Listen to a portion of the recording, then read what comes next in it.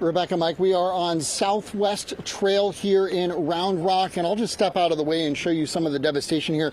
This is one of those blocks where pretty much every house along this road has some form of damage, some more severe than others. A lot of trees down, a lot of roofs ripped off of homes. We saw insulation blown across the street. We saw trampolines blown down the street.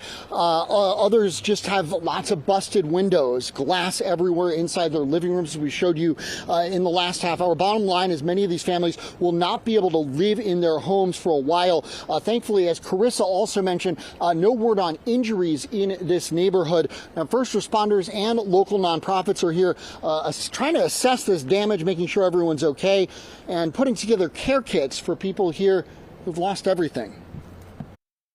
Families are devastated. There's homes that have been ripped open. My heart is broken first and foremost for meeting some of the families here that are just really dazed and confused. They're walking around really not knowing the first step because they're still traumatized by what they just experienced, the sounds, the noise, the fear that are they going to live through this or not. We will be deploying volunteers in the near days to help families clean up some of their debris that's in their home area.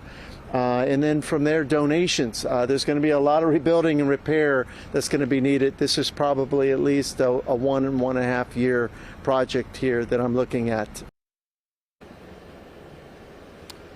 And again, that was a gentleman from the Austin Disaster Relief Network. They are working to help out people who have seen damage to their homes, who may be out of their homes tonight. If you need help, you can reach out to them. The phone number 512-428-6322, or you can visit their website. It's adrn.org. Again, that's adrn.org. Also, the United Heritage Center is open for people tonight who are seeking shelter. We're live in Round Rock. I'm John Krinjak, Fox 7 Austin News.